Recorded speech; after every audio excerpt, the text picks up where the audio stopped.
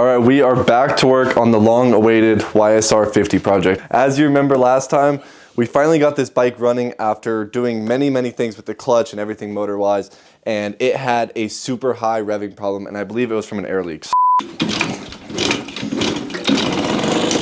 Oh my God, it runs. Oh my God.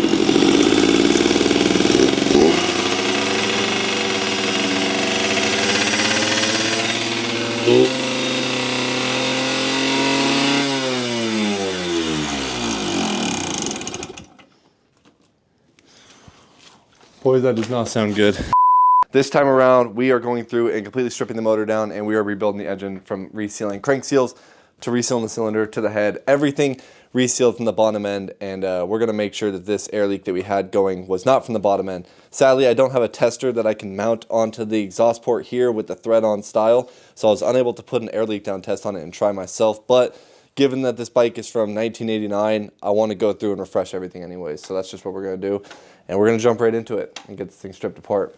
With these small goodies here with crank seals and pretty much the remainder of our seal kit with cylinder, head, everything, etc. We also have a float bowl gasket here for the carburetor too, which I'm not sure how long we're going to run the stock carb for, but it's what we got right now. So we're going to get this thing running as is and get this thing freshened up today. We're going to go ahead and pretty much strip this whole thing, cylinder, side cases, everything we got, and start from the ground up.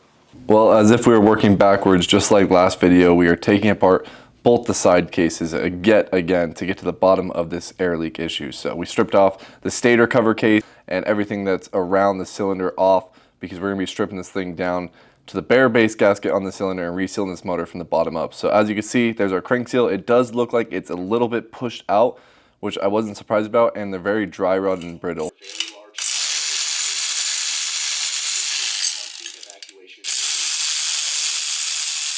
Sometimes I kind of hope we find some damage in here, just for a reason to build it, but this one isn't looking too bad so far. Head looks perfect.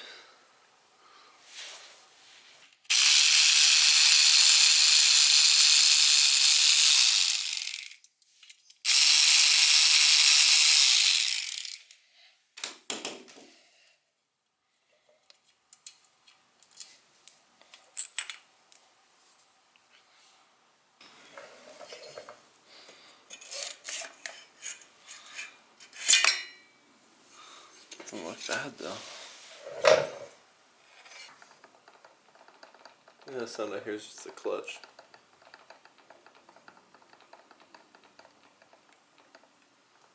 Well, the piston looks really good condition. Like really good. It doesn't even look like this thing has as much miles on this piston as it says. I'm assuming this piston was probably replaced at some point.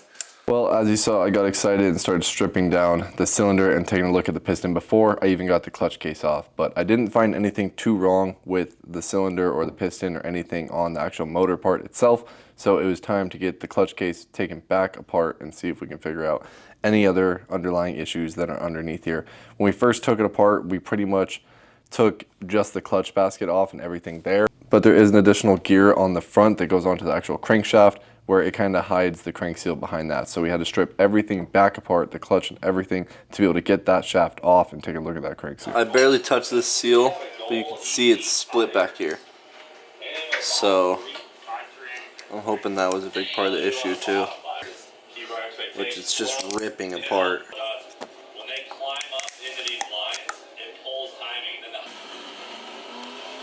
Whoa, that one just was already out.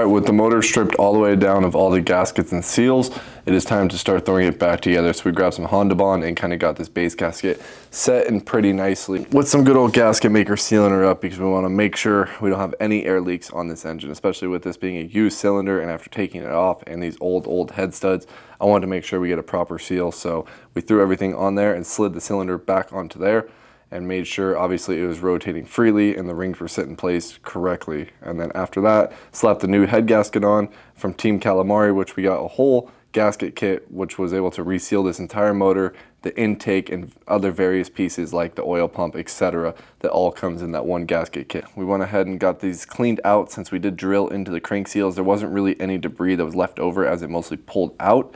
But we just went in there with a paper towel and some carb cleaner on that paper towel and made sure there was no shavings in there, and got the crank area ready for the new seals to go into there. So of course we oiled up our seals and oiled up the crankshaft with just some 2-stroke oil, some generic Motul, which I use on everything, and we have our OEM crank seals. Slid that one onto there, and it was kind of being a pain at first, but luckily I have this extra socket that fit perfectly over the crank and was able to shimmy that in. We were able to get that sitting back into the crankcase nice and actually sealed, unlike last time. And as you can see there, we got it perfectly sitting right past that lip. And it was time to do the same thing with the other side. So oiled up the crankshaft with some 2-stroke oil, got our seal pretty lubed up, and then got that thing slid on. For this side, I was able to use this tool that I have for all my scooter engine builds, which is a 3D printed crankshaft tool. So we got that from Scooter Swap Shop. So that fit perfectly over the crank, and we were able to get that crank seal on that side sitting there nice and tight and sealed just like the other side. With no other sealing to do, it was time to throw back together our clutch case. So we got that gear that I was talking about that goes on the front onto the actual crankshaft. Kind of got a flathead fit into there so we can actually hold it from spinning, and got that back tightened onto the crankshaft along with our clutch basket, our clutch, and all the little crush washers, etc. that go in between there. Got this thing back buttoned up and slapped back together on the side case. And as you can see, I'm using a JIS screwdriver, but I'm using a vice grip to hold it since it doesn't have much leverage on the screwdriver itself. But nonetheless, we got it buttoned back up with the Kickstarter on, stator back bolted in, and ran our clutch cable again, along with all the other little bits that we needed to hook back up and get this thing ready. Alright, with the YSR50 engine back together, it is time to put the exhaust on so we can actually try to start this thing again and hopefully not have an air leak. But given there is a massive leak right here in the exhaust, it looks like someone maybe cut the silencer off before and re-welded it, but they only welded these front 2 tabs. So there's a gap there between those two, gnarly gap, and then on this back side all the way through. So we're gonna weld that real quick, get that fixed up, and then start slapping this thing back together. I didn't even notice how bad this crack was in the exhaust, and this might have been part of the issue last time, along with the other miscellaneous issues that we found with the crank seals, etc., etc. But I wanted to get this exhaust sealed up just in case, and also because it was just a terrible, terrible weld last time. So we heated up with a propane torch just to kind of burn away all the oils on the exhaust, since it was kind of leaking out of there already. And then we got this thing prepped and ready to weld it. So we took a wire wheel to it, cleaned it up, burned off the oils, and then got straight to running a big old booger wrapping around this exhaust. I have thrown a bead all the way around that sucker now and got her welded as she should be. It might still leak a little bit, but this exhaust is pretty wrecked and already destroyed as is. We have another pipe on the way, so this is pretty much just temporary fix just for the first startup. So I'm actually gonna take some black paint and pretty much paint it from this point back, just because this part looks so bad. But yeah, the rest of this is junk. So we're just gonna touch it up with some black paint from this part back where you actually can see it, and then we'll be good temporarily until we get our other pipe. Toss her all back in, and hopefully we'll get this thing fired up.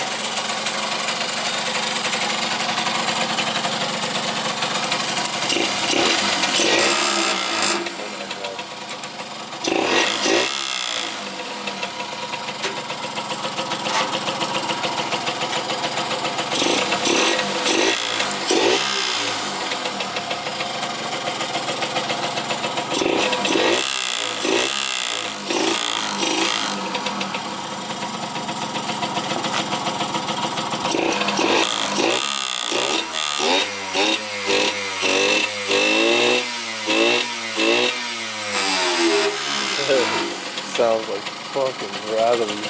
Now that we got this thing to fire up, it is time to throw on some of these panels, get this thing looking like it's complete so we can go test ride it. Also, as you noticed in the last clip, this thing was rattling like crazy. It's because the gas tank wasn't bolted down.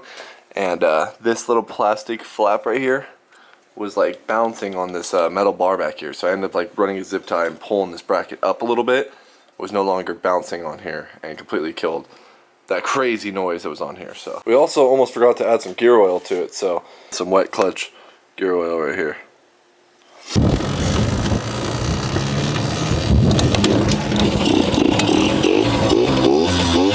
We now have the YSR50 running. And this is surprising because it's actually running good this time. Last time we got it running, it was on the verge of exploding. So we now have this thing dialed in, and like I said, we have a bucket of parts to throw on this thing and actually make it a good bike. So right now, it is time to finally get the first test ride in this. And we only got the rear brakes, so let's hope they're working.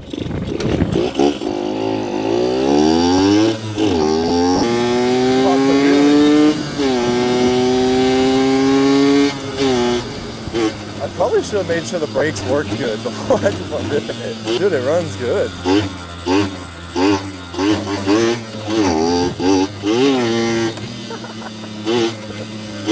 Alright, I gotta go actually try it now.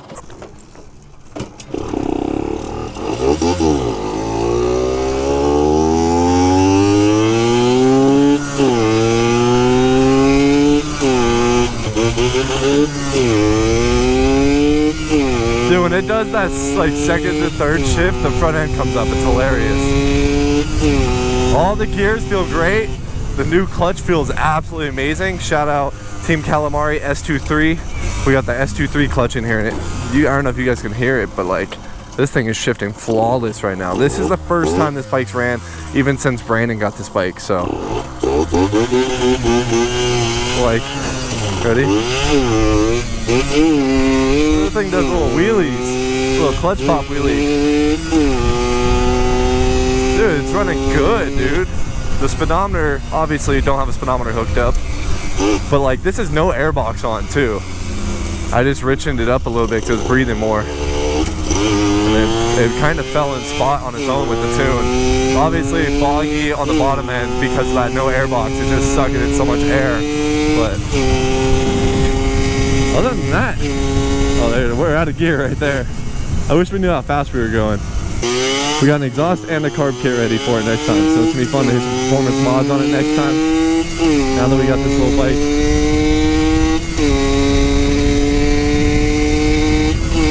I'm out of gear. I keep thinking one more gear. Dude, it's running smooth. Putting all my trust in these old ass tires that Brandon gave me too. The clutch feels really good, dude. Like the front end just comes up. You just like, if you just kind of drop the clutch, the front end comes up. It's so funny.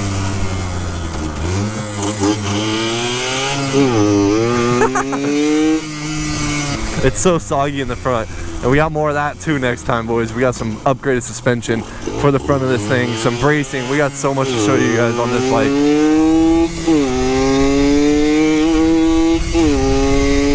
Oh man.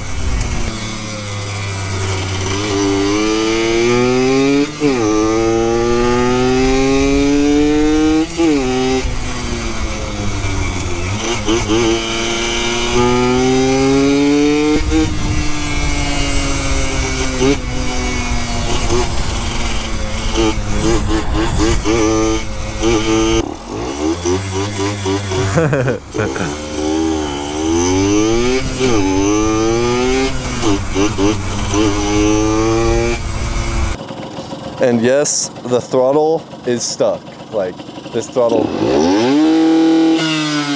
sketchy to ride it like that. It's the actual like grip. It's just so gunked up.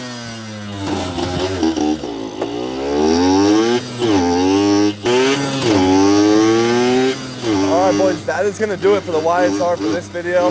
We got it running. Now it's time to make this thing sick, so. That's it. She rips.